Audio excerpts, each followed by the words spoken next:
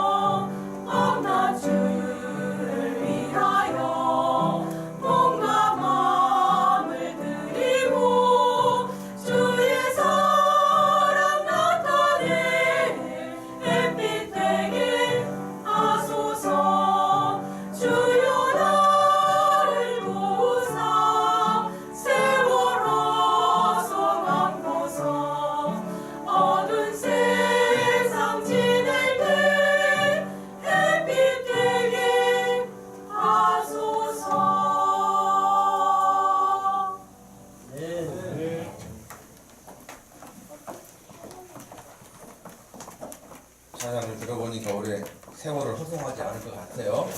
네. 오늘 우리에게 주신 하나님 말씀은 골로새서 3장 12절에서 17절 말씀입니다.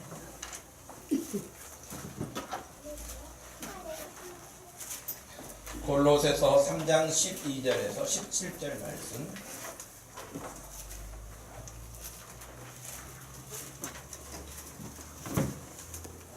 찾으셨으면 우리 한 목소리로 말씀을 읽겠습니다. 그러므로 너희는 하나님이 택하사 거룩하고 사랑받는 자처럼 긍휼과 자비와 겸손과 온유와 오래 참음을 옷 입고 누가 누구에게 불만이 있거든 서로 용납하여 피차 용서하되 주께서 너희를 용서하신 것 같이 너희도 그리하고 이 모든 것 위에 사랑을 더하라. 이는 온전하게 매는 띠니라. 그리스도의 평강이 너희 마음을 주장하게 하라. 너희는 평강을 위하여 한 몸으로 부르심을 받았나니 너희는 또한 감사하는 자가 되라. 그리스도의 말씀이 너희 속에 풍성히 거하여 모든 지혜로 피차 가르치며 권면하고 시와 찬송과 신령한 노래를 부르며 감사하는 마음으로 하나님을 찬양하고 또 무엇을 하든지 말에나 일에나 다 주 예수의 이름으로 하고 그를 힘입어 하나님 아버지께 감사하라. 아멘. 믿음은 어떻게 성장하는가? 라는 제목으로 말씀을 전합니다. 지금 여러분 12절에서 17절까지 길지 않은 말씀인데 여기에 참 많은 단어들이 이렇게 나옵니다. 여러분들 지금 방금 읽으신 본문에서 이렇게 나오는 단어들인데, 오늘 우리가 지금 주제로 정한 어떻게 믿음이 성장하는가, 믿음은 어떻게 성장하는가 라고 했을 때에 키워드를 찾는다면 어떤 걸까요? 진짜 믿음이 성장하려면 지금 여기 읽은 말씀 중에 이런 많은 단어들이 나오는데, 이게 정말 신앙이 믿음이 성장하는데 굉장히 중요한 열쇠가 같다 한다면 여러분 어떤 단어를 고르시고 싶으세요?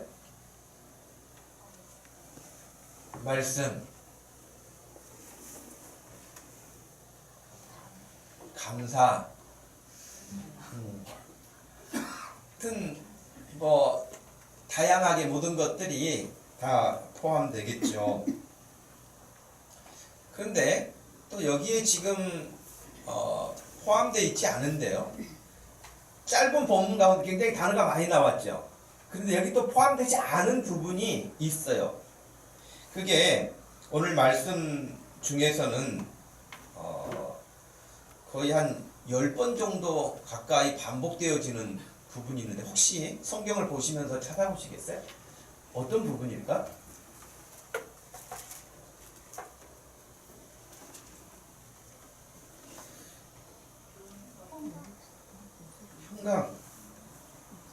평강이 10번까지는 안 나올 것 같은데. 예.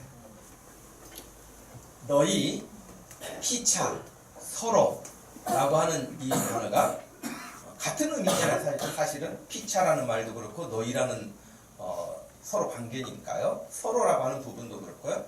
그러니까 이런 부분이 10번 가까이 나오는데 그만큼 중요한 부분이고, 또 특별히 오늘 설교 제목과 같이 믿음은 어떻게 성장하는가라고 했을 때 이 단어들과 어떻게 매치할 수 있을지, 어떻게 연결할 수 있을지요?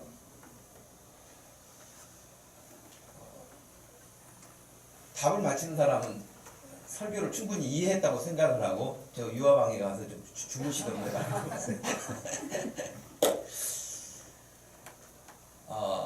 믿음은 어떻게 성장하는가? 근데 너희나 피차나 서로나 이런 부분들을 놓고 볼 때에 믿음은 결국 관계 속에 있다는 거예요. 우리 믿음이 성장하려면 관계 설정이 어떻게 돼 있느냐라고 하는 것이 중요하다고 할 것입니다. 신앙생활은 혼자 하는 게 아니에요. 놀랍게도 여러분, 하나님이라고 하는 이 하나님 안에는 삼위일체 하나님으로 우리가 신앙 고백합니다. 그냥 유일신이시긴 하지만 하나님 한 분으로 유대인들이 믿는 것처럼 그런 하나님이 아니시고 성부, 성자, 성령 삼위 하나님이 함께 계시는 한 분 하나님이신데, 하나님 한 분 안에는 삼위가 계시는, 우리가 지금 우리의 언어로는 다 설명해낼 수 없는 복수적 개념을 가지고 있는 하나님이세요. 동시에 여러분 교회라고 하는 것도 그렇지 않습니까? 교회는 뭐예요? 세상에서 하나님으로부터 택하심을 받고 부르심을 받은 사람들의 모임, 그런 사람들의 모임, 그런 사람이 교회가 아니고요, 그런 사람들이 모여있는 그 복수가 교회예요. 그러니까 교회라고 하는 공동체는 단수일 수 없어요. 혼자일 수 없어요. 그러니까 우리의 믿음은 하나님도 그러시지만 우리 교회라고 하는 공동체 자체도 나와 너가 있는, 우리가 있는 공동체 관계로 설정되어 있다고 할 수 있습니다.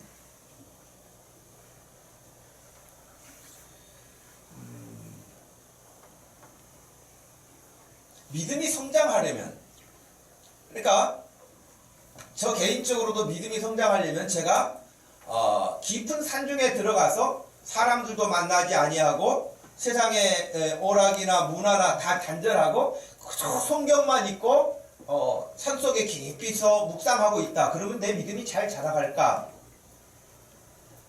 돌을 닦는지는 모르지만 믿음이 자라기는 어려워요.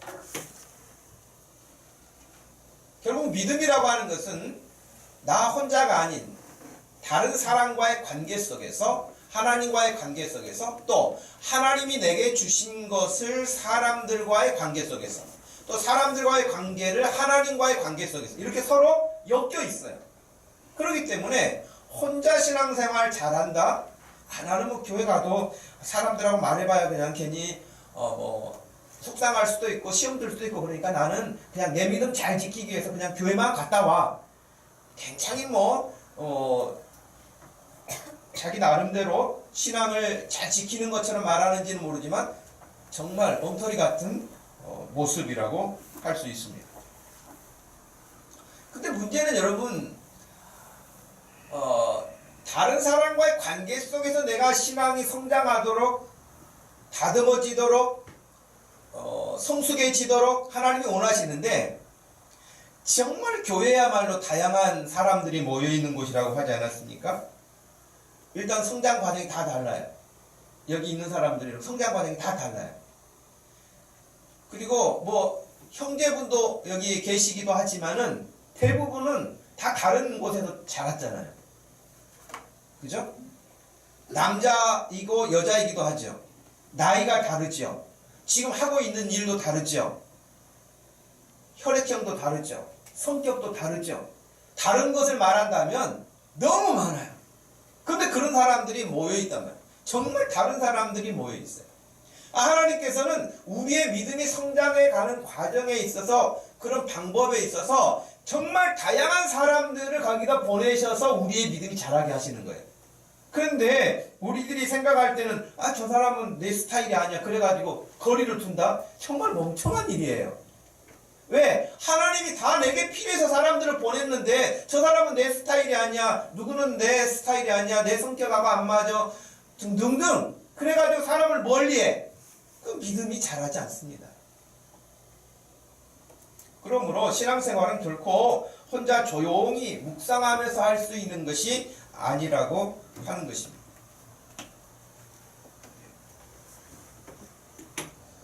하나님께서 태초에 사람을 지으실 때도 남자, 여자를 그렇게 짓지 않으시고 남자와 여자를 지으신 것도 참 신기하지 않습니까? 그죠? 그리고 남자하고 여자하고 사람은 사람인데 얼마나 다른지 정말 달라요. 눈, 코, 입 이런 거 다 똑같이 가지고 있지만은 너무 다르다고.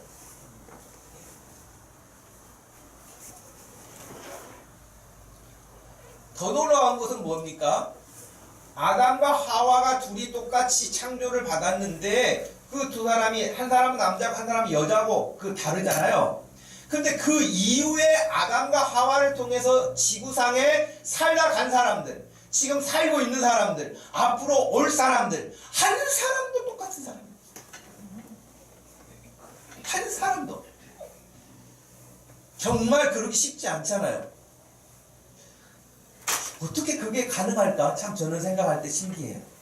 그 많은 사람이 있는데 어떻게 사람이 똑같지가 않을까? 심지어는 쌍둥이라고 하지만 쌍둥이도 다르잖아요. 얼굴 모양새만 다른 것이 아니라 정말 기질도 다르고 성품도 다르고 추구하는 바도 다르고 정말 달라요.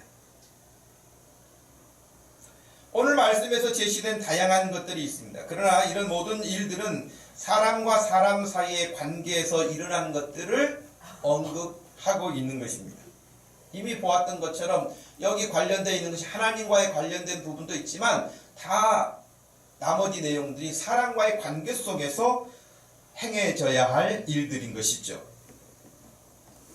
그래서 우리가 함께 이렇게 예배를 드리고 또 마을 모임이라고는 소그룹을 통해서 사람들과의 관계를 더 이렇게 유지하도록 하고, 혹은 전도회, 혹은 어떤 찬양팀을 통해서 어떤 관계 설정을 하도록 하는 것, 이 모든 것들이 바로 하나님께서 우리에게 믿음이 성장하고 성숙해져가고 그렇게 해서 교회가 하나님이 원하시는 모습으로 세워져 가기를 기대하셔서 우리에게 허락하신 사람들이라고 하는 것입니다. 근데 문제가 있어요. 하나님이 다양한 사람들을 보내주신 것까지는 좋은데 어쩔 때는 너무 좋을 때가 있어요. 정말 내가 집사님을 만난 건 내 인생이 참 큰 복이야 막 그러다 언제 그런 말을 했는지 정말 찬바람이 쌩쌩나게 보고 싶지 않을 때도 있어요. 여러분 부부 가운데 그런 경우도 있지 않습니까? 부부가 한 몸이다. 정말 모든 것을 다 같이 뜻을 합하고 마음을 합하고 다 그런다고 하지만 정말 낯설게 사랑한다는 말 자체가 어색하게 이러면 얼마나 이혼이 많은 세상입니까? 왜 이혼을 하게 되겠습니까? 이루 말할 수 없는 여러 가지 원인들이 있지만 교회 공동체도 참 좋을 때가 있어요. 그런데 정말 얼굴을 보기 싫어하고 싸움을 하고 다툼을 계속하고 그런 일들이 지금 한국 교회 안에 얼마나 우리가 많이 볼 수 있습니까?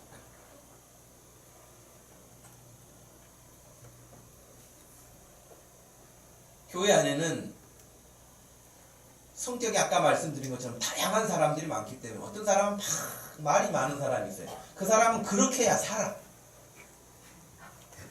말이 진짜 많은 사람이 있거든. 제어가 안 돼.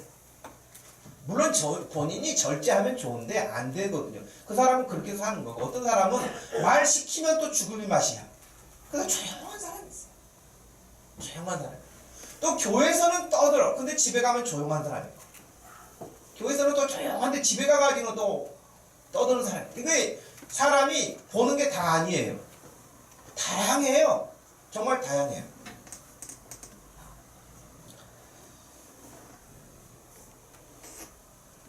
현대인들만의 특징이라고 할 수는 없지만 사람들이 가지고 있는 그 어떤 기질 가운데 하나가 뭐냐면 다른 사람들이 나에게 뭔가 이렇게 간섭한다고 생각하는 걸 정말 싫어해요. 저도 제 성격을 이렇게 가만히 보면은요, 물론 중고등학교 이렇게 다니면서 그래도 뭐 어머니가 가장 영향을 많이 주셨겠죠. 중고등학교까지. 또 형제들이 있기는 하지만은 그냥 그래도 다 각자죠. 중고등학교는 우리가 뭐 세트로 다니는 것도 아니고 다 그냥 각자 사는 거잖아요. 근데 이제 고등학교를 졸업하고 대학을 가고 군대를 가고 뭐 그 이후로 보면은 거의 혼자 살아온 거예요. 여러분들도 거의 비슷하지 않아요? 여러분들이 학교 졸업하고 직장 생활하고 뭐하고 그러면은 거의 혼자 살고 있거든요. 혼자 살고 있는 것이 저같이인데도 결혼까지 늦게 한 사람은 혼자 산 기간이 너무 길잖아요. 그래서 이제 결혼을 했는데 다 내가 잘하고 있는 줄 알았거든요. 내가 다 아무 문제 없는 줄 알았거든요. 근데 옆에 사람이 뭐라고 하면은요 굉장히 신경 쓰여요. 그리고 한 번도 나는 그걸 문제라고 생각해 본 적도 없어요. 그런데 내가 이제 화도 내고 그러니까 제 아내가 저한테 뭐라고 말하냐면 이건 자기를 비난하는 게 아니야 이렇게 말을 하고 시작해. 내가 비난처럼 들릴 때가 있거든요. 왜? 내가 하는 것을 잘한다고 하면 괜찮지만은 그건 아니야 라고 아닌 것 같아 라고 하고 뭔가 지적하는 것 같고 그러면 굉장히 싫단 말이에요. 여러분들도 비슷하지 않아요? 여러분들이 하는 어떤 일에 대해서 막 응원을 하고 진짜 대단하다고 하고 그러면은 격려가 되지만 그건 아닌 것 같은데 그걸 뭐하러 해? 그런다든지 여러분들이 하고자 하는 어떤 것들에 대해서 동의를 안 해주면은 굉장히 예민해지거든요. 그래서 여러분들 교회 안에서도 누군가가 부정적인 말을 하면 그것은 굉장히 상처가 돼요. 그래서 여러분 항상 덕을 세우는 말을 하시기를 바랍니다. 네, 옆에 사람에게 큰 덕을 세우는 말을 해야 그 사람도 업되고 나도 같이 성장하지 다른 것, 자기 마음에 안 드는 것, 뭐 그런 것을 굳이 할 필요 없어요. 집에 가가지고 화장실에서 혼자 그러세요. 오늘 김 집사님 머리 스타일 별로 마음에 안 들었어요. 화장실에 가서 혼자 하세요. 그냥 대놓고는 하지 말고. 예. 그 집사님 왜 그런가 모르겠어. 다른 집사님하고 그러지 말고 화장실에 가서 혼자. 예. 그러면 문제가 안 생겨요. 그런데 여기 나와 있는 그 말씀들을 보아도 다른 사람과의 관계 속에서 누군가가 나를 간섭한다고 생각하거나 좋은 말인데도 불구하고 이렇게 했으면 좋겠어요 라고 하는 그 말 자체를 쉽게 받아들이지 못해요. 심지어는 여러분, 예를 들면 청소년들은 부모들보다 친구 말을 더 잘 듣잖아요. 그죠? 그 친구가 뭐 인생 살아봤다고 들을 게 뭐가 있다고 우리가 봤을 때는 도찐 개찐 뭐 그런 것처럼 그 애가 개지 뭐. 근데 자기네들끼리는 굉장히 위로가 된다는 거야. 왜? 자기 편 들어주거든. 부모 편 안 들어줘요, 친구들은. 우리 민이야 그러지 않냐? 친구들하고 이야기하면 아빠하고 이야기하는 것보다 훨씬 편하지. 그럴 거야. 왜냐면 친구들하고 말도 통하고 같이 공감도 하고 네 아빠도 그러냐 우리 아빠도 그래 막 그러면서 맞장구도 치고. 근데 아빠는 뭐래? 맞장구 별로 안 쳐주잖아. 하지 말라는 것만 많이 하지. 하라는 것 많고 하지 말라는 것 많고 그런 것만 있단 말이지. 그러니까 소통이 잘 안 일어난단 말이지. 그런데 사실은 따지고 보면 어른들이 해주시는 말씀이나 선생님이 해주시는 말씀이 자기 인생에 있어서 100번 1000번 유익한 건 사실이에요. 유익함에도 불구하고 받아들이기는 굉장히 어려워요. 심지어는 누구 말도 안 들어요? 부모 말도 안 들을 뿐만 아니라 하나님 말씀도 안 들어요. 네. 하나님 말씀도 안 듣는데 사람 말을 듣겠어요? 그것이 타락이라고 하는 것 때문에, 죄라고 하는 것이 그래요. 죄라고 하는 것의 가장 큰 특징은 하나님의 말씀을 거부하는 거예요. 하나님의 말씀을 멀리하는 거예요. 하나님의 말씀으로 훈련받은 부모가 하나님의 은혜로 자녀들에게 말하는데 역시 그거 싫어해요. 자녀들도 거듭난 자녀들은 하나님의 말씀을 사모하지만 거듭나지 않는 자녀는 하나님 말씀 싫어해요. 다 자기 힘으로 살려고 그래요. 다 자기 능력으로 한다고 생각해요. 한참 지나가서야 이게 아니었구나 라는 때가 오겠죠. 다시 오늘 우리 본문 말씀으로 돌아와서 그렇다면 우리의 믿음은 어떻게 성장할 수 있을까? 세 가지를 말씀드리고 싶은데요. 첫 번째는 하나님과의 관계를 점검하고 회복하고 강화시킬 때에 우리의 믿음은 성장합니다. 하나님과의 관계를 첫 번째 점검해라. 하나님과의 관계를 회복해라. 하나님과의 관계를 강화시켜라. 이 세 가지를 하나님과의 관계 속에서 우리가 점검할 때에 우리의 믿음은 성장해 갈 수 있어요. 골로새서 우리가 지금 3장 읽었잖아요. 1절 말씀에는 이렇게 시작합니다. 그러므로 너희가 그리스도와 함께 다시 살리심을 받았으면 위의 것을 찾으라. 거기는 그리스도께서 하나님 우편에 앉아 계시느니라. 거기서 그리스도와 함께 다시 살리심을 받았으면 위의 것을 찾으라. 위의 것을 찾으라는 말은 다른 말로 하면 뭘까요? 영적인 부분들을 생각하라. 다시 살리심을 받았으면은 지난번에 우리가 지난주에 설교를 들었을 때 어떤 사람이에요? 다시 살리심을 받았으면 이 사람은 어떤 사람이라고 말할 수 있을까요? 그렇죠. 니고데모와 이야기하셨을 때 물과 성령으로 거듭난 사람.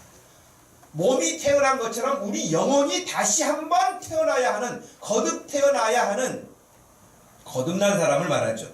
그렇기 때문에 너가 거듭났다면 영적인 것을 생각을 해라. 하나님의 일을 생각해라. 그런 뜻이죠. 그렇다면 거듭났다면 첫 번째 뭐가 된 거예요? 지금 하나님과의 관계를 점검할 때에 하나님과의 회복이 이루어진 것이죠. 거듭났으니까. 하나님의 자녀가 된 거잖아요. 그전에는 하나님을 몰랐어요. 근데 이제 하나님이 계신 것을 알아요. 근데 그냥 공부 이론적으로 하나님이 계신 걸 아는 게 아니고 하나님이 인격적으로 계신 걸 알아요. 그래서 내가 다른 사람과의 교제를 하고 있는 것처럼 하나님과도 교제를 해요. 하나님과도 대화를 해요. 하나님의 말씀을 듣기도 해요. 내 생각을 하나님께 말씀을 드리기도 해요. 그러니까 하나님과의 관계가 회복되는 것이죠. 그러니까 혹시라도 지금 이 자리에 계신 여러분 가운데 왜 나는 믿음이 그렇게 안 자라는가? 내 믿음은 지금 어떤 상태인가를 확인하기를 원한다면 첫 번째 그 점검에서 내가 하나님과 회복이 이루어졌는가 하는 거예요. 만약에 그 부분이 지금 회복 점검을 해서 회복이 안 됐다면 회복을 해야 될 것이고, 회복이 됐다고 한다면 강화시키라는 거예요. 더 하나님과 친밀감을 가질 수 있도록 하라고 하는 것이죠. 12절 말씀에서는 너희는 하나님이 택하사 거룩하고 사랑받는 자처럼이라고 되어 있죠. 여기 보면 너희는 하나님이 택하시고 거룩하고 사랑받는 자라고 우리에게 말씀하고 있어요. 여기 있는 저와 여러분은 하나님으로부터 사랑을 받고 있는 사람들이에요. 믿습니까? 예. 성경은 정말 온통 하나님께서 여러분을 사랑한다고 성경에 절절하게 써 있어요. 성경 어디를 펴도 하나님이 여러분을 사랑한다고 써 있어요.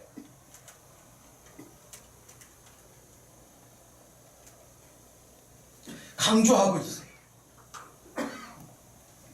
우리가 하나님의 그 사랑을 받아서 누리면서 사는 사람은 행복한 사람이에요. 그런데 구약 성경에 구약 시대를 살았던 이스라엘 백성들은 하나님께서 정말 얘네들이 말을 안 듣고 딴짓하고 정말 딴짓했거든요. 하나님이 버젓이 계시는데 하나님이 아닌 다른 우상을 이런 것을 만들어 놓고 그 앞에 가가지고 절을 하고 그 앞에 갔다가 돈 바치고 그 앞에 가가지고 온갖 행위들을 다 하는 그런 모습을 보면 얼마나 기가 막힌 일이겠어요. 정말 기가 막힐 일 아니겠습니까? 요즘에 이제 점점 AI 시대가 이렇게 오면서 로봇이 활동하는 것들이 많아지지 않겠습니까? 예, 정말 우리의 인간의 감정까지도 읽어내고 우리의 말도 알아듣고 요즘에 여러분 TV 광고라든가 여러 가지를 통해서 AI 활동들이 얼마나 우리 가운데 가까이 와 있는가를 보잖아요. 저도 심심하면 핸드폰 켜가지고 나 지금 자고 싶어 그러면은 음악 하나 틀어줘 그러면은요 몇 개를 골랐다고 말해요. 몇 개를 골랐다고 그러면서 자기가 틀어줘요. 한 곡만 틀어준 게 아니라 계속 틀어줘. 그리고 또 뭐 말하면은 제가 무슨 말인지 잘 이해 못했어 이렇게 대답도 해요. 심심하지 않아요. 근데 점점점 그럴 거란 말이죠. 그런데 정말 아주 스마트한 로봇이 하나 나와가지고 내게 서비스를 제공을 해주고 다 잘한다고 생각해봐요. 근데 부모님이 계시는데 부모님은 아랑곳하지 않고 오직 그 로봇만 보면서 부모님을 상대하지 않는다. 그러면 여러분 어떻게 되겠어요? 한 집에 살아. 여러분들 경제권을 다 제공을 해. 여러분들이 다 입히고 먹이고 살리고 다 해. 그런데도 그 녀석은 로봇하고만 상대를 하고 살아. 그게 가능하겠어요? 로봇을 깨버리든지 박살을 내든지 고물상에 갖다 던지든지 뭐 어떻게 그러게 되게 속이 시원하겠죠. 그죠? 하나님이 계셔요. 하나님이 계신데 우상 앞에 가가지고 그렇게 하는 거예요. 그만 하나님 소리 터지시겠어요. 말씀하시고 내가 너희를 사랑한다 그렇게 말하는데요. 말라기서 보면 1장 2절에 이렇게 써 있어요. 여호와께서 이르시되 내가 너희를 사랑하노라. 하나님 하시는 내가 너희를 사랑하노라. 그렇지만 너희는 내게 이르기를 주께서 어떻게 우리를 사랑하셨나이까. 그러면서 반문해요. 하나님이 저희를 사랑하시기는요 어떻게 사랑하셨습니까? 이렇게. 하나님 우리를 뭘 사랑하셨습니까? 이렇게 말해요.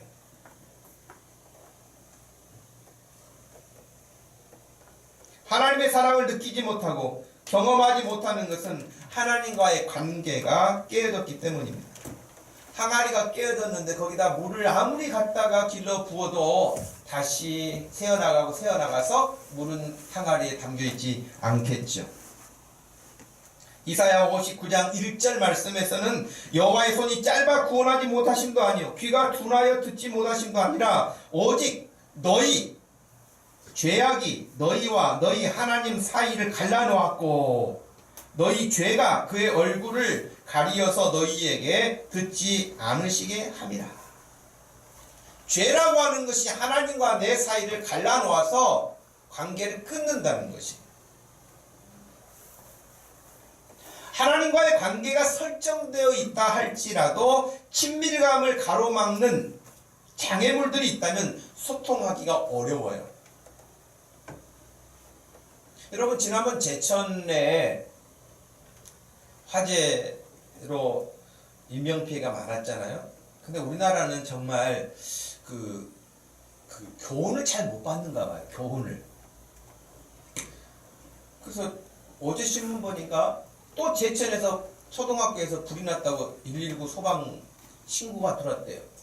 그래가지고 막 긴급하게 갔더니 교문이 잠겨가지고 못 들어갔어요. 참 이상한 나라야. 신고를 했으면 교문이라도 열어놓든지. 잘못하면 잠궈놔가지고 소방대원이 뛰어들어갔는데 다행히 큰 불은 아니어서 문제가 되지 않았다는 거예요. 근데 문제는 신고해놓고 대문을 잠가놓으면 어떻습니까?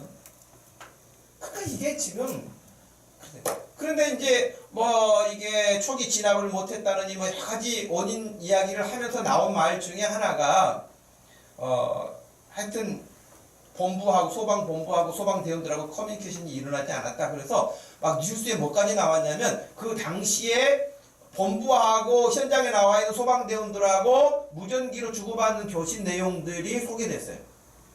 소개됐는데 저도 들었거든요. 한마디도 못 알아듣겠어요.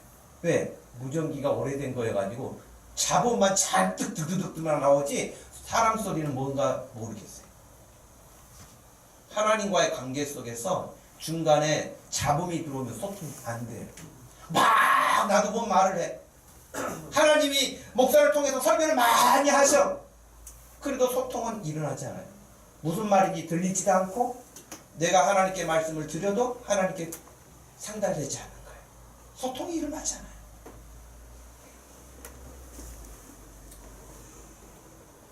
그렇다면 믿음이 성장하기 어렵겠죠.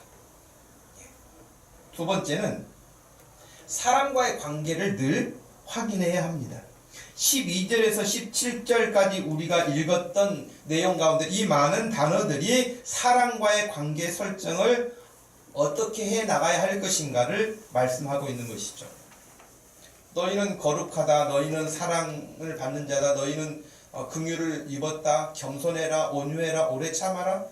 불만이 있다면 서로 용납을 해라. 용서를 해라. 다 이런 말씀들이 사랑과의 관계 속에서 오죠. 근데 문제가 뭡니까? 이걸 누구한테 하라는 거예요? 이런 것들을 다 누구한테 하라는 거예요?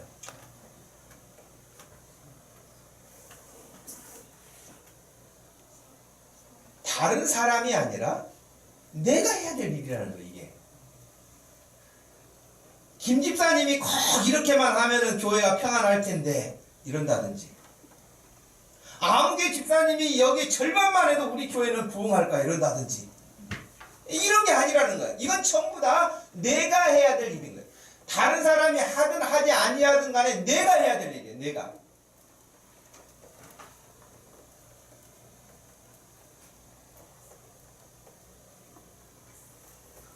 하나님을 거역하게 하는 존재는 사탄이잖아요.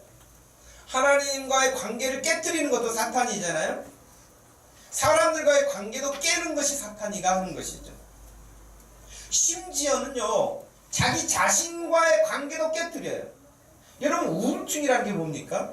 우울증은 자기 내면 세계로 들어가서 자기 자신도 자기 자신을 거부해요. 싫어해요. 외면해요. 그러면서 이제 우울증으로 들어가는 것이죠.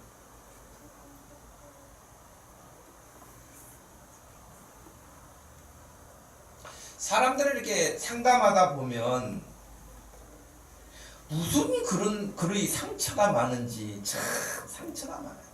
진짜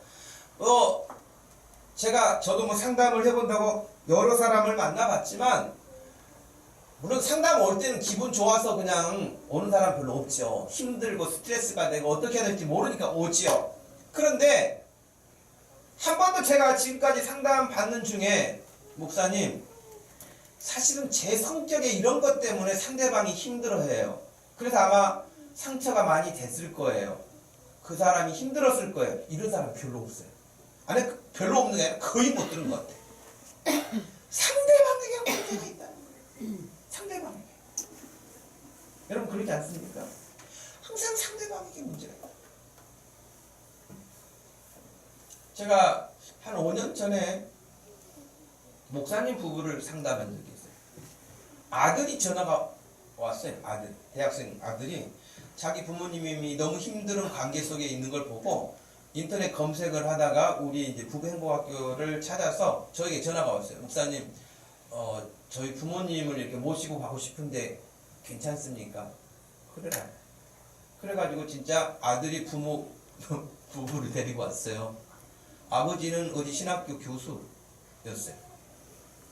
엄마는 그냥 또 사모 역할을 하시면서 직장 생활도 하시는 그런 분이셨어요. 하여튼 근데 그 두 분이 제 앞에서 정말 일도 양보하지 않고 전부 다 팽팽하게 자기 입장을 상대방 공격만 해요. 상대방만 또 그 이야기를 혹간 지금까지 그랬을지라도 지금 이 현장에서 상담하는 그 현장에서 상대방의 이야기를 들어보니 아 나는 그건 몰랐는데 여보 미안해요. 그런 사람이 없다는 거예요. 상대방이 뭐라고 말하면 인간은 기본적으로 발동하는 게 뭡니까? 방어 본능이 딱 발동해가지고 그것은 이거야. 그건 그런 뜻이 아니야. 그러면서 방어만 하지 시인을 하기 어려워한다는 거죠. 물론 그 이후에 어떻게 되는지는 모르겠어요. 그러나 제가 그 현장에서 지켜봤을 때는 별로 개선될 것 같은 느낌을 보지 못했어요.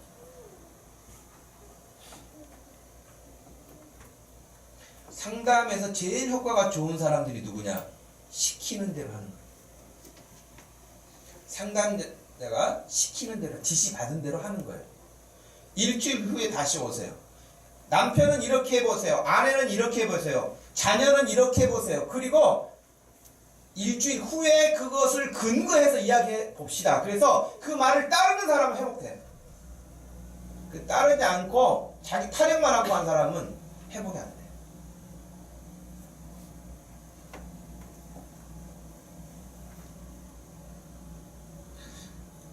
여러분도 왜 상처가 없겠어요? 인생 살아오면서 상처가 많거든요. 물건도 여러분 쓰다 보면 사방대가 기스가 나잖아요. 그죠?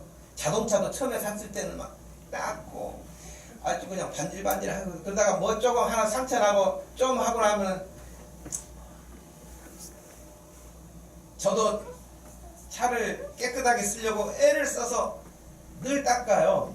뭐 자동차 뭐 타이어 있는 휠도 닦고 근데 정말 신경 써가지고 닦지 않으면요 금방 차가 지저분해지면 그 다음부터는 어떻게 됩니까? 함부로 대하게 돼요. 예, 이거 지저분한데 뭐 벌써 몇 년 됐는데 그러면서 근데 깨끗하게 유지하면 그것을 유지하기 위해서 조심해요. 모든 사람과의 관계도 마찬가지인 거예요. 그래서 저와 여러분에게도 인생 살아오면서 상처가 있을 터이고 그런데 그 상처는 어디서 해결되느냐? 앞서 말씀드린 것처럼 하나님과의 관계가 회복되면 이 상처는 눈 녹듯이 싹 녹아져요. 있습니까? 정말 놀라워요. 여전하게 그 상대는 바뀌지 않았어요. 바뀌지 않았는데 내가 하나님께 은혜를 누리면요 그것이 해소가 돼요. 하나님이 그 문제를 해소할 수 있도록 마음에 넉넉함을 주시는 거예요. 여러분 컴퓨터에서 저장 장치를 써보시는 분 알죠? 100을 담을 수밖에 없는 용량을 가지고 저장 장치에다가 1000을 가지고 오면 아무리 해도 들어가지 않습니다. 근데 10,000을 담을 수 있는 그릇을 저장 장치를 가지고 오면 큰 용량도 그냥 쑥쑥 들어가죠. 마찬가지인 거예요. 하나님의 큰 은혜를 내가 받고 있으면 누가 뭘 나에게 던져도 그것을 받을 수 있는 넉넉함이 있어요. 근데 은혜가 소멸되고 하나님과 관계가 소멸되면 아주 예민한 신경이 아주 날카로워져서 누가 말 한마디만 삐끗해도 그냥 시비로 싸우려고 들고 그것을 또 자기 스스로에게 상처를 만들어요. 그럴 수 없어요. 하나님과 함께하고 하나님의 은혜를 경험하게 되면 그 모든 것들을 넉넉하게 이겨가게 하는 것입니다. 그래서 주님이 주시는 자유, 평강, 기쁨 이런 것들을 우리가 누리게 되는 것이죠. 그런데 사탄은 이런 것들을 하지 못하도록 계속해서 그 모든 것들을 깨트리는 거예요. 관계를 하나님과도 깨트리고 사람과의 관계도 무너지게 하고 심지어는 자기 자신과도 관계를 잘 하지 못하도록 하는 것이죠. 믿음 성장은 기대하기 어려워요. 이렇게 보면 영적 싸움의 현장에서 상처를 입은 성도들이 일주일에 다 돌아와요. 여러분들이 지금 가정생활, 직장생활, 뭐 학교생활 다 하고 지금 일주일에 한 번에 이렇게 전체 모이는 시간이잖아요. 이 시간에. 그러면 여기 지금 모였을 때 사실은 한 명 한 명 다 뜯어보면은 여기저기 기스난 사람들이 많다니까요. 회사 직장 생활의 동료 때문에 혹은 또 직장 상사 때문에 혹은 뭐 부모님 때문에 혹은 자식 때문에 혹은 또 이웃 때문에 다 속상한 일들이 많아요. 일주일 살다 보면 그런 일들이 많아요. 근데 교회 와가지고 시간 예배 드리고 찬송하고 말씀 들으면서 그것이 깨끗하게 치료돼가지고 한번 또 살아보자 하고 나가는 거예요. 그러니 교회 오면 서로가 의사가 될 수 있어요. 서로가 내 말 한마디에 상대방이 회복될 수 있어요. 그럼 여러분 마을 모임에서 얼마나 여러분 잘 치료하시길 바랍니다. 예. 여러분 마을 모임에서 정말 따뜻하게 서로 말하고 격려하고 권면하고 받아들이고 그 사랑을 느끼고 그러면 세상에 어디에서도 느낄 수 없는 것들을 하나님이 주셔서 회복을 주시는 것이죠. 예수 믿는 사람들만큼 회복 탄력성이 강한 사람들이 없어요. 상처를 입을 수는 있지만 여러분 회복력이 빨라요. 회복력이 빨라요.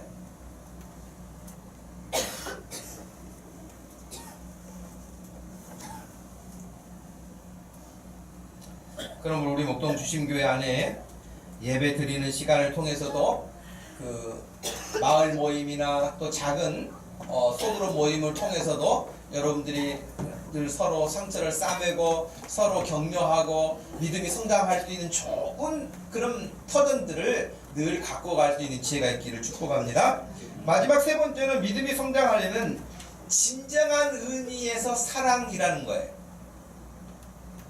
영적으로 성숙해지려면 그 핵심은 사랑이 있다는 거예요. 고린도전서 13장 말씀도 역시 마찬가지예요.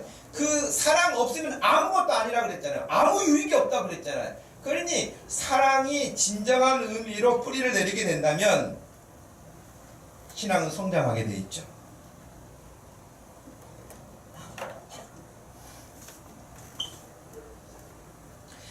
마귀라고 하는 그 사탄이라는 존재가 사람들의 생각에 하나님의 말씀을 다 왜곡시켜 놓는데 여러분 일반적으로 사랑 그러면 뭡니까? 세상에서 그냥 노래도 하고 말하는 일반적으로 사랑 그러면 뭐예요?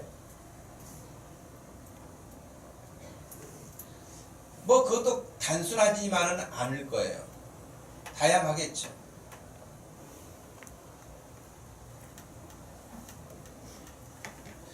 세상에서는 사랑에 대한 부분을 가장 많이 호소하는 영역이 뭐냐면 감정이에요. 감정적인 부분에 사랑을 많이 호소해요. 예. 그런데 성경에서 말하는 사랑은 뭐냐면 행동이라고 해야 돼요. 행동. 성경에서 말하는 사랑은 행동이다. 하나님께서 너희를 사랑한다. 이처럼 사랑하사라고만 말씀만 하시고 아무것도 하지 않으시면 우리에게 구원은 없을 거예요. 이처럼 사랑하사 독생자를 주셨기 때문이죠. 사랑은 그래서 여러분 헌혈을 하는데 혹시 그런 문구를 보신 적 있습니까? 사랑은 동사다. 사랑은 동사다는 거예요. 움직인다는 거예요. 행동한다는 거예요. 그러니까 헌혈, 사랑은 헌혈해서 직접 움직이는 거예요. 그런 어떤 의미겠죠. 그렇기 때문에 성경에서 말하고 있는 사랑은 행동하는 것이지 감성적인 것이 아니에요. 근데 그 사랑은 또 어떤 사랑이냐면 계산하는 사랑이 아니에요. 그냥 있는 것을 내어주는 사랑이에요.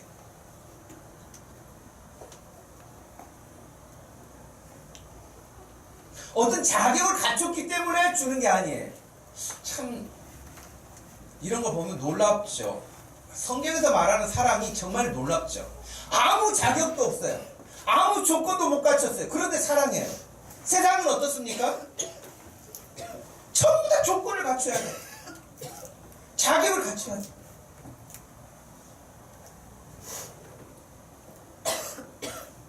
여러분 지금 결혼하신 우리 집사님들 말이죠. 결혼하시기 전에 상대방을 어떻게 고르셨어요? 다른 사람들이 좋은 사람들 다 데려가고 갈 데 없는 사람 구리해줬어요? 여러분도 나름대로 굉장히 조건도 보고 다 따지고 하지 않았어요? 정말 이 사람은 나 아니면 결혼 못할 것 같아. 그런 긍휼의 마음으로 결혼한 사람이 있어요? 그러기 힘들 거예요. 왜 지금 젊은이들이 결혼하기도 어렵습니까? 조건을 다 갖춰놔야 되는데 그 조건 갖추기가 시간이 너무 오래 걸려요. 그러니까 마흔이 넘어가는 거죠. 집 한 채 사야 된다. 지금 집 한 채 사려면 시간이 얼마나 걸리는데. 예를 들면 조건을 갖추어야 사랑도 하고 조건을 갖춰야 결혼도 하고 조건을 갖춰야 학교에 입학도 하고 조건을 갖춰야 회사에 취직도 하고 다 조건을 갖는단 말이에요. 그러나 지금 저와 여러분들에게는 하나님이 아무 조건이 없이 다 사랑받아서 이 자리에 온 거잖아요. 하나님의 조건을 충족시킨 사람이 있어요? 하나님 아무개보다는 저를 택하시는 게 더 좋으실걸요? 그런 사람이 있습니까? 아무도 우리는 조건을 갖춘 사람이 없어요. 그러므로 성경에서 말하는 사랑은 조건적이거나 계산적이지 않은 사랑이라는 거예요. 우리가 그 사랑을 받았으니까 그 사랑을 가지고 다른 사람도 사랑하라고 오늘 말씀에서 말씀하셨지요. 내가 그 사랑을 받았다는 거, 이건 성경에서 일관된 사랑이에요. 1만 달란트 탕감받은 자의 비유도 똑같은 거잖아요. 네가 큰 빚을 탕감받았으니까 그 작은 것은 그냥 줘라 하는 것이잖아요.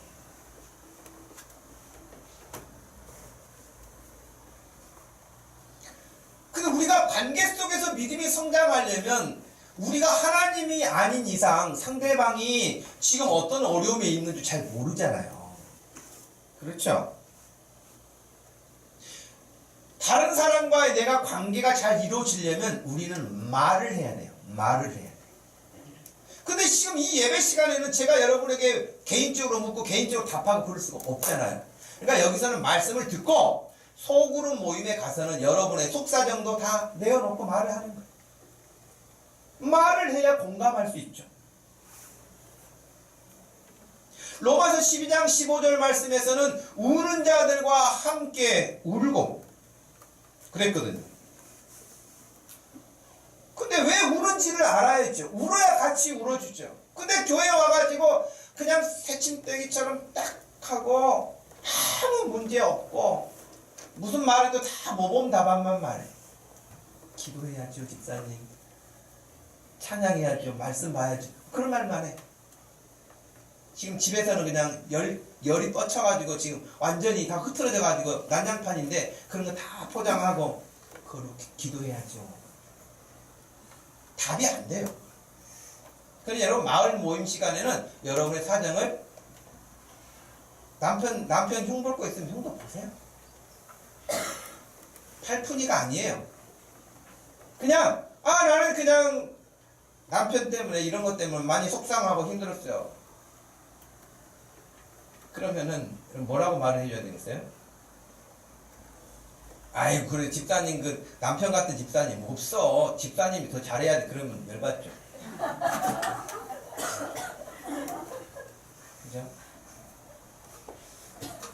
살아봐 그런 말이 나오나? 그런 것은 다 똑같아요. 누구나. 남들 보기에 좋을 뿐이지 진짜 살아보면은 얼마나 에러가 많은지 몰라요. 아이고, 집사님네 애들 같으면 뭔 걱정이 있겠어. 안 살아봐서 말을 하지 말라. 어떤 사람이든 다 마찬가지인 거예요. 그러니 그 소그룹 모임에서는 자기의 어려움도 이야기를 하고, 너무 힘들었겠다, 너무 속상했겠다, 그래 같이 기도할게 집사님, 이래야지. 전부 다 5명이 앉아가지고 모범답만 말해. 그래가지고 무슨 영적으로 속단이 안 돼요. 당연히 안 되죠. 아픈 것도 말하지 않는데 어떻게 치료를 받겠어요. 갈라디아서 6장 2절 말씀에서는 서로 짐을 지라 그랬는데, 상대방이 짐을 나에게 뭔가 말을 해 같이 짐을 져주지요. 아무 말도 안 하는데. 상대방의 그런 이야기를 듣고 내가 같이 공감을 할 때 성령께서 내가 그 일을 같이 할 수 있도록 힘을 주세요. 나에게도 그 힘을 주시고 상대방에도 그 힘을 주셔서 회복이 되는 거예요.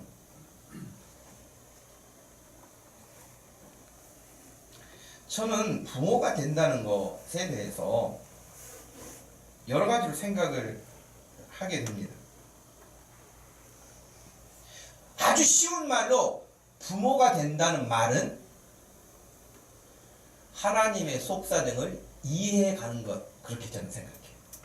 여러분들은 또 다 다르게 표현하겠지만, 저는 부모가 되어 간다는 것은 하나님의 마음을 이해해 가는 거예요. 배워가는 거예요. 하나님의 마음은 뭘까요?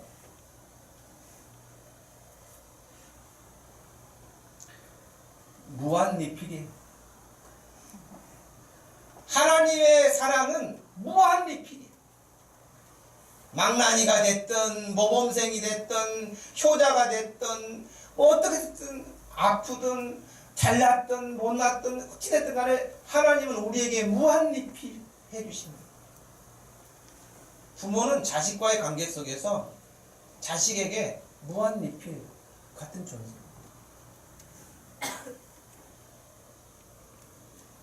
신과 함께라는 영화를 하도 많이 봤다고 해서 저도 그 영화를 보러 갔거든요. 처음에는 너무 졸려가지고 자다가 하도 시끄러워서 깨서 다시 보니까 지옥도 나오고 뭣도 나오고, 있는데 물론 우리 세계관하고는 전혀 다른 이야기죠. 근데 여러분, 그 영화에서 뭐 지옥 이야기 우리하고 상관없는 이야기, 그들이 만들어낸 이야기 다 상관없는 이야기고 맞지도 않은 이야기지만, 거기서 이제 그 영화를 통해서 한 가지 얻을 수 있는 점 가운데 하나가 뭐냐면 그 어머니에 대한 부분이었어요. 큰아들이 집에를 못 들어왔잖아요. 15년 동안 돈 벌어가지고 편지 써서 돈 보내주고 동생을 위해서 공부하라고, 어머니를 위해서 보내주기만 하고 자기는 집을 못 왔잖아요. 그죠?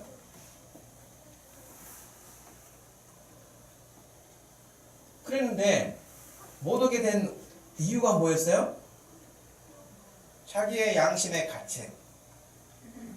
아버지 돌아가시고 어머니는 농아, 말하지도 못하시고 듣지도 못하시는 그 엄마, 동생, 너무 그 어려운 그 형편에서 탈출구가 없어서 엄마를 베개로 눌러서 살해하려고 하는 순간이 있었어요. 그러니까 동생이 그것을 막 말리잖아요. 형 그러지 말라고. 그래서 동생을 그냥 아주 개패듯이 패가지고 그냥 힘들게 했잖아요, 동생을. 그리고 집을 나간 거잖아요. 나중에 심판받을 때 이제 그게 다시 나오잖아요. 근데 문제는 뭐예요? 엄마가 한 번도 내색하지 않았는데 엄마가 그 사실을 다 알고 있다. 엄마가 다 알고 있는 거예요. 아들 자기를 그렇게 하려고 하는 것도 알고 있는 거예요. 그런데도 아무 일이 없었다는 듯이 아들을 대하고 살아온 것이죠. 물론 둘째 아들이 이제 탈령했다고 그런 죽음을 당했을 때도 아들에 대한 또 절대 신뢰감을 가지고 이렇게 시위하고 있는 그런 모습도 인상적이죠. 그러니까 어머니는 자식들에게 모든 것을 내어주시는, 생명도 태어나게 했지만 그 이후에 헌신, 희생, 봉사하는 그 모든 것, 그리고 말로 다 할 수 없는 그 속마음을 다 숨기고 자식들에게 다 말하지 못하고 살아가는 게 엄마들. 그런 여러분, 여기 있는 자식들, 엄마에게, 아버지는 좀 덜하고 엄마에게 더 많이 고마워해야 돼. 엄마가 그냥 엄마가 아닌 것이에요.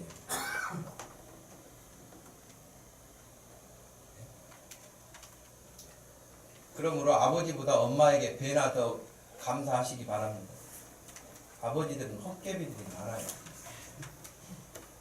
근데 엄마는 정말 훨씬 더 무한 리필, 헌신, 희생하는 그런 존재죠.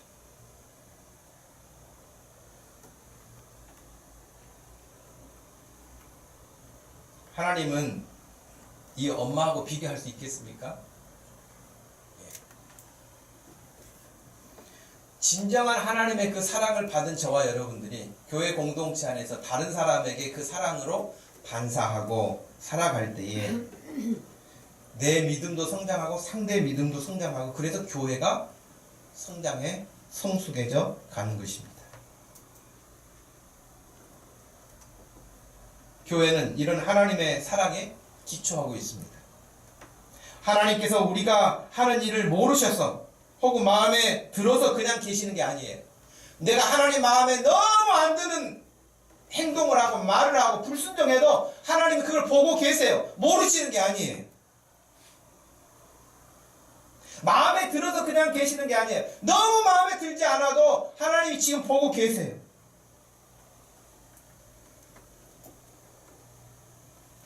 어떻게 보면 부모의 입장에서 간이 녹는 것처럼 그런 어떤 일들을 보고도 그냥 지나치는 것이죠.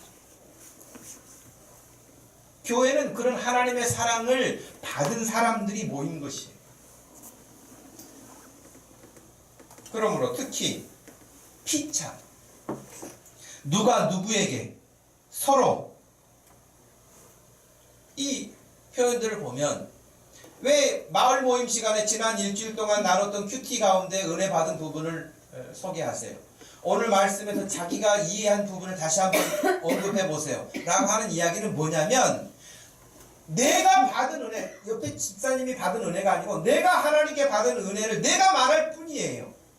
내가 누구를 가르치겠다고 말하는 게 아니라 내가 받은 은혜를 말할 뿐인데, 다른 사람이 내가 하는 말을 듣고 또 은혜를 받아요. 그래서 10명이 나누잖아요. 은혜가 10배가 돼요.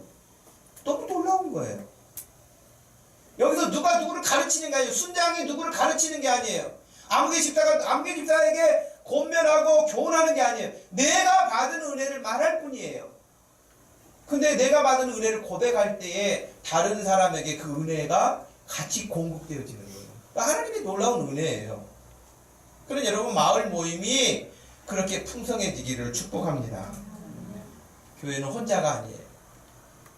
서로 겸손함으로 서로를 존중하고 은혜를 사모하고 하나님이 공급해 주시는 그 은혜를 나눌 때에 우리는 영양분을 잘 섭취하는 우리의 신체 기능처럼 하나님이 주시는 것들을 예배에서, 소그룹에서 하나님의 은혜를 잘 섭취해서 여러분의 믿음이 금년에 잘 성장하기를 바라고, 하나님이 원하시는 장성한 분량에까지 우리 교회가 성장해 갈 수 있기를 주님의 이름으로 축복합니다. 하나님 아버지, 감사합니다. 아무 자격도 없고 조건도 갖추지 못한 저희들, 주의 은혜 가운데, 사랑 가운데 여기까지 보호받고 인도받고 왔습니다. 하나님, 우리가 그 사랑 때문에 여기까지 오게 되었는데, 또 나만 그 사랑 받은 게 아니고 여기 있는 사람 한 사람 한 사람이 다 그 사랑을 받았는데, 서로 용납하고 피차 교훈하고 돌아보고 격려해서 하나님이 원하시는 장성한 분량에까지 우리의 믿음이 성장하고 우리가 평강 가운데 거할 수 있도록 축복하여 주옵소서. 예수님의 이름으로 기도하옵나이다. 아멘. 다 같이 자리에서 일어나셔서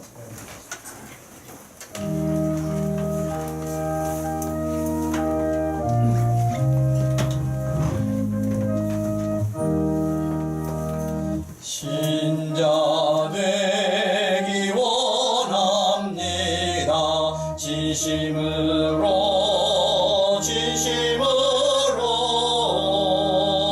신자 되기 원합니다.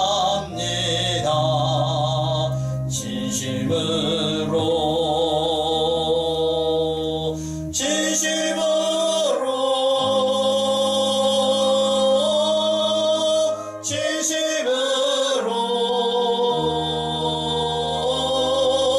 신자 되기 원합니다. 진심으로 사랑하기 원합니다. 진심으로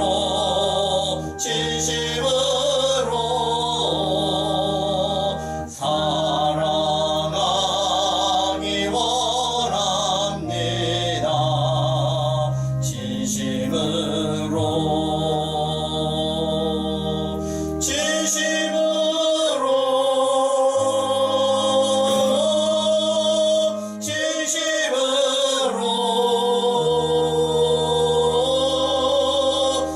사랑하기 원합니다. 진심으로 거룩하기 원합니다.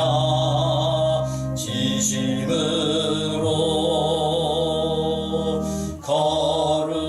거룩하기 원합니다.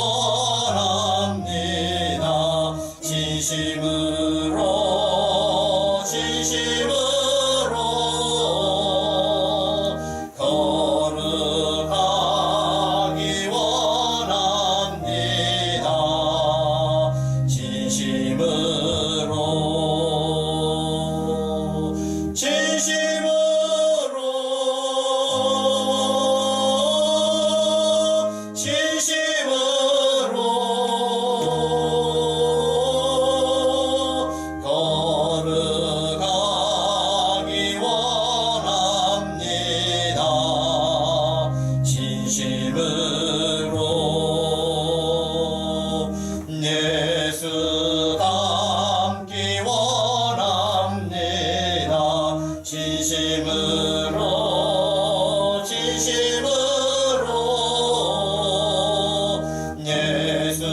닮기 원합니다.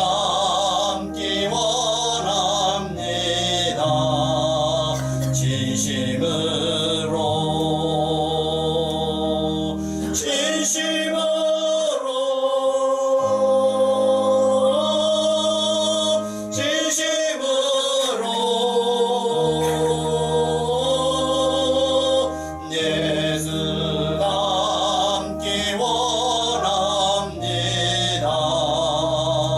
진심으로 아멘.